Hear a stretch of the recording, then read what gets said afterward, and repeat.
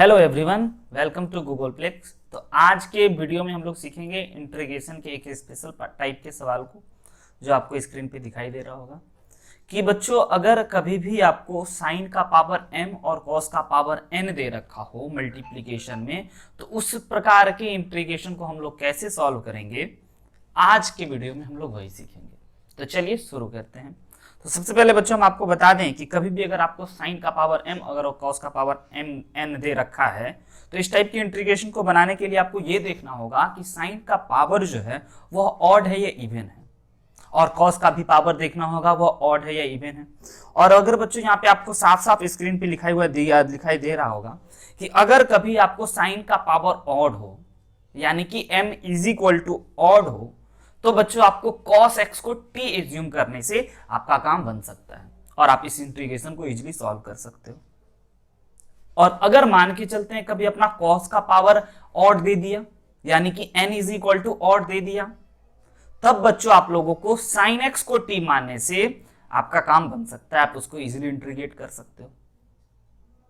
और तीसरी बात कह रहा है कि बच्चों अगर आपको दोनों साइन का पावर और कॉस का पावर दोनों को पावर को अगर ऐड करा जाए और अगर आपको निगेटिव आ जाए, तब आपको क्या करना चाहिए, tan x को t मानने से आपका काम बन सकता है। तो बच्चों कुछ इस प्रकार के कुछ बेसिक क्वेश्चन हैं जिसको हम लोग डिस्कस करते हैं। तो आइए हम आपको पहले एग्जांपल से बता देते हैं कि एग्जैक्टली हम क्या आपको बताना चाह रहे हैं कि साइन का पावर ऑड और कॉस का पावर इवन। जैसा कि आपकी स्क्रीन पे ये क्वेश्चन है, इस क्वेश्चन को आप देख सकते हो बच्चों कि इस क्वेश्चन में ना आपका साइन का पावर ऑड है और कॉस का पावर इवन है, और अपने को इसको इंटीग्रेट करना है। तो आपको यहाँ ये बात पक्का पता चल गया है कि अगर कभी भी साइन का पावर ऑड हो ना, तो आपको इतना पक्का पता चल गया है कि सर अपने को t is equal to assume करना है cos x को। अब जैसे ही आप cos x को t एज्यूम कर लोगे, समझिएगा, आप जैसे ही cos x को एज्यूम कर लोगे, तब आपको बच्चों इसको डिफरेंशिएट करना होता है। आप ये बात तो बिल्कुल नहीं भूले होंगे। और डिफरेंशिएट करना होता है बच्चों, तो आपको पता ही है ना, dt अपॉन dx जो होता है हम लोगों का, dt अपॉन dx वो cos x का माइनस का sin x होता है। यानी कि बच्चों हमारे पास जो dt आ जाएगा वो आ जाएगा माइनस का sin x इंटू dx। अब आपको यहां तक कोई दिक्कत नहीं होगा कि ये कैसे हुआ, राइट है। अब आपको इस sin x में ना एक sin x और dx चाहिए ताकि आप उसके जगह पे dt लिख सको। और यहाँ पे साइन का पावर अगर 3 है, आपके सामने आप देख रहे हो साइन का पावर 3 है बच्चों, तो आप साइन स्क्वायर को ना स्क्वायर को अलग लिख दो, और कॉस की जगह पे तो अपने को t ही रखना है, तो कोई दिक्कत है ही नहीं, तो इसको अपन t का पावर 4 लिख देते हैं। और एक साइन और dx के जगह पे हम लोग लिख देते हैं, माइनस साइन है तो माइनस बाहर कर देते हैं, हम इसके जगह पे लिख देते हैं बच्चों dt। आई होप कि आपको ये बात समझ में आया होगा कि हम कैसे कर रहे हैं। अब इस साइन को आप ना कॉस में बदल सकते हो। कॉस में बदलने के लिए आपको पता होना चाहिए कि इसको हम लोग लिख सकते हैं 1 माइनस टी स्क्वायर, यानी कि 1 माइनस कॉस स्क्वायर एक्स, और फिर हमने कॉस स्क्वायर एक्स की जगह पे टी रख दिया, और फिर ये हमारा टी टू दी पावर 4 और dt। अब क्या है बच्चों, सिंपली इसको मल्टीप्लाई करना है, और देख सकते हो कि आपके सामने कितना आसान इंटीग्रेशन आ चुका है। तो आपके पास आ गया है t to the power 4 minus t to the power 6 का इंटीग्रेशन। और आप में से हर एक विद्यार्थी को पता होगा, और माइनस बाहर है बच्चों, और आप में से हर एक विद्यार्थी को पता होगा कि टी टू दी पावर 4 का integration t to the power 5 upon 5 होगा, और बच्चों टी टू दी पावर 6 का integration t to the power 7 upon 7 होगा, और प्लस का c। और आपको पता ही है कि हमने t किसको एज्यूम करा है, तो बच्चों t इज इक्वल टू तो अपना cos t है। तो फाइनल आंसर जो हो जाएगा हम लोगों का, वो आप देख सकते हो ऊपर हम लिख रहे हैं, ये हो जाएगा आपका cos का पावर 5x अपॉन 5, है ना, और माइनस का बच्चों फिर आपको यहाँ पे माइनस है, तो फिर माइनस माइनस प्लस का बच्चों cos to the power 7x upon 7 plus c, ये आपका आंसर हो गया। तो आई होप बच्चों कि आपको इसमें एक रणनीति समझ में आया होगा कि अगर साइन का पावर ऑड हो ना तो cos को t मानना चाहिए, और अगर cos का पावर ऑड हो तो साइन को t मानना चाहिए। तो हमने आपको एक एग्जांपल दिखाया, चलिए हम आपको इसी बातों को दूसरे क्वेश्चन में भी बताते हैं। अब आप इस क्वेश्चन को ध्यान से देख सकते हो, तो आपको पता होगा, अच्छा यहाँ पे बच्चों cos का पावर ऑड है, cos का पावर ऑड है, यानी आपको ये समझ में बात आती है इतना कि सर अपने को ना sin x को t एज्यूम करना, बोले ओके, sin x को t एज्यूम करना है, और इसको डिफरेंशिएट करने पे बच्चों आपको पता है कि dt जो होगा ना वो हमारे पास आएगा cos x इंटू dx, यानी कि हमें एक cos x की आवश्यकता है, और अपने पास cos क्यूब है तो हम उसको cos square x into cos x लिख सकते हैं, राइट नाउ। अच्छा, तो आप देख सकते हो बच्चों इसके जगह पे हम टी स्क्वायर लिख दिए हैं, और बच्चों इसके जगह पे हम लोग लिख देते हैं 1 माइनस साइन स्क्वायर एक्स, और फिर एक cos x और dx के जगह पे बच्चों हम लोग लिख देते हैं dt। आई होप कि आपको ये बात समझ में आया होगा हम कैसे किए। थोड़ा सा बच्चों ध्यान से आप करके देखिएगा, एक दो स्टेप आप बड़ा होगा बट आप करके देखना आ जाएगा। तो यहाँ पे हमारे पास हम इसको लिख सकते हैं t square 1 minus t square into का dt, तो दिस इज इक्वल टू बच्चों t square minus t to the power 4 और d2, और ये तो इतना इजी इंटीग्रेशन है बच्चों कि इसको हम लोग ऐसे लिख सकते हैं t cube upon 3 minus t to the power 5 upon 5 और प्लस का c, और फिर अंत में क्या करना है बच्चों, t के जगह पे अपने को साइन x रख देना है। तो हमारा आंसर हो गया बच्चों sine cube x upon 3 minus sign to the power 5 x upon 5 plus c, ये हमारा करेक्ट आंसर हो गया। तो आई होप कि आपको ये भी समझ में आया होगा।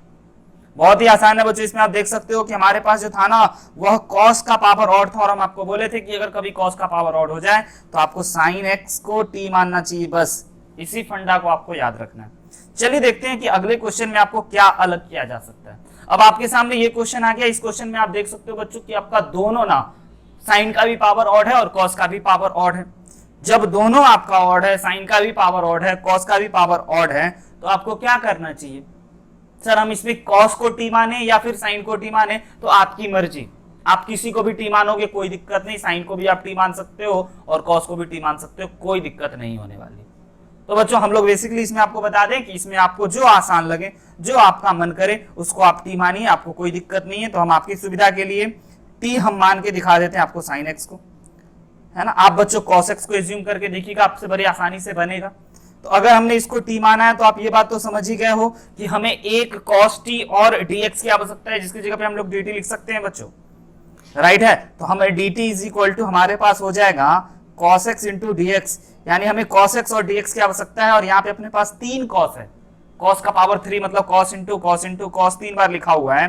तो इसमें से हमें एक चाहिए, एक की जगह पे तो हम साइन t क्यूब लिख सकते हैं, और cos स्क्वायर x की जगह पे लिख सकते हैं 1 minus sine square x, right है बच्चों। और फिर इसके जगह पे अपन लिख सकते हैं dt। देख सकते हैं कि कितना आसान काम है, कितना आसान बच्चों। अब आपको यहाँ क्या करना है, सिंपल भाई इंटीग्रेट कर देना है t टू दी पावर 4 और t टू दी पावर 5 का इंटीग्रेशन, और t टू दी पावर 5 का इंटीग्रेशन, 4 का इंटीग्रेशन हो जाएगा बच्चों t to the power 5 upon 5 minus t to the power 6 upon 6 plus का c, और t के जगह पे आपको भी अब पता है कि क्या रखना है, तो आपको आंसर मिल चुका है। आई होप कि आपको ये समझ में आया। अच्छा, बच्चों के मन में फिर एक सवाल आता है कि अगर हम ऑड इवन इस प्रकार से बात किए, एक बार दोनों ऑड दे दिए, एक बार एक ऑड दिए, दूसरा इवन दिए, तो बच्चे के मन में ये जरूर सवाल आता है कि सर अगर दोनों इवन हो जाए तो अपन क्या करेंगे। अगर साइन का भी पावर जैसा कि क्वेश्चन में दिखाई दे रहा है और इवन हो जाए, और कॉस का भी पावर इवन हो जाए, तब अपने को क्या करना चाहिए ये बता दो जरा। तो बच्चों फंडा बहुत क्लियर है कि अगर दोनों इवन हो जाए तो इसको तो आप बेसिक ट्रिग्नोमेट्रिक फॉर्मूला लगा करके बना सकते हो, इसमें किसी चीजों को टी मानने की आवश्यकता ही नहीं पड़ेगी। आपको बस करना ये है बच्चों कि इसमें ना आपको क्या करना है कि 2 से अगर आप मल्टीप्लाई कर दोगे, तो बेसिक एक ट्रिग्नोमेट्रिक का फॉर्मूला हम बता रहे हैं, 2 साइन स्क्वायर एक्स कर दिए इसको, और फिर बच्चों आप इसको क्या कर दिए 2 कॉस स्क्वायर एक्स। तो आपको अब पता चल गया कि हम कौन सा फॉर्मूला लिखने वाले हैं। और बच्चों हम ना 1/4 से मल्टीप्लाई करना होगा, क्योंकि हमने 4 से मल्टीप्लाई करा है बैलेंस करने के लिए, तो 1/4 कर दिया हमने। अब आप देख सकते हो कि 2 साइन स्क्वायर की जगह पे हम लोग लिख सकते हैं 1 माइनस कॉस 2x। ये तो बहुत ही आसान सी बात है बच्चों। और 2 कॉस स्क्वायर एक्स की जगह पे हम लोग लिख सकते हैं 1 प्लस कॉस 2x, और फिर 1/4 तो अपने बाहर में ही है, और फिर इसका इंटीग्रेशन। अब बच्चों आप ये देख सकते हो कि this is a plus b into a minus b वाले फॉर्मूला पे आ रहा है। a plus b into a minus b वाले फॉर्मूला पे आ रहा है, तो इसको हम लोग लिख सकते हैं 1 minus cos square 2x। Yes और नो, बोलो यस और नो, बहुत इजी। अब 1/4 अपना आ गया। अब 1 माइनस कॉस स्क्वायर 2x की जगह पे हम लोग लिख सकते हैं साइन स्क्वायर 2x। क्या बात है सर, ये तो क्लास 10th जैसा लग रहा है। आप कहोगे यस बच्चों, बहुत ही आसान बात है। और अब जरा देखिए कि इसको हम लोग क्या करने वाले हैं बच्चों। अगेन हम ना 2 से डिवाइड और 2 से मल्टीप्लाई कर रहे हैं, ताकि आपके सामने बच्चे एक और फॉर्मूला हम दिखा पाए। इसको हम लोग लिख सकेंगे 2 साइन स्क्वायर 2x को, राइट है। ये तो पहले अपना 1/8 हो गया, और इसकी जगह पे हम लोग लिख पाएंगे 1 माइनस कॉस 4x, यस और नो। तो आप बिल्कुल, आप सभी बच्चों का जवाब होगा ओके सर, यस, बहुत बहुत बड़ा यस। तो इसको हम लोग 1/8 लिख सकते हैं और फिर इसको इंटीग्रेट करना है बच्चों। तो इसका इंटीग्रेशन तो 1 का तो x हो गया और cos to the power 4x का इंटीग्रेशन हो गया sin to the power 4x upon 4 और प्लस का c। ये आपका आंसर हो गया। तो बच्चों आई होप कि आपको इस प्रकार का सवाल समझ में आया होगा और ये वीडियो आपको पसंद आया होगा। और अगर आप इस प्रकार का वीडियो और चाहते हैं, है ना, आपको अच्छा लगता है, तो आप प्लीज लाइक कीजिए, कमेंट कीजिए, शेयर कीजिए और तब तक के लिए हंसते रहिए, मुस्कुराते रहिए, पढ़ते रहिए। आज के वीडियो में बच्चों हम लोग इतना ही रखते हैं। Bye bye, take care.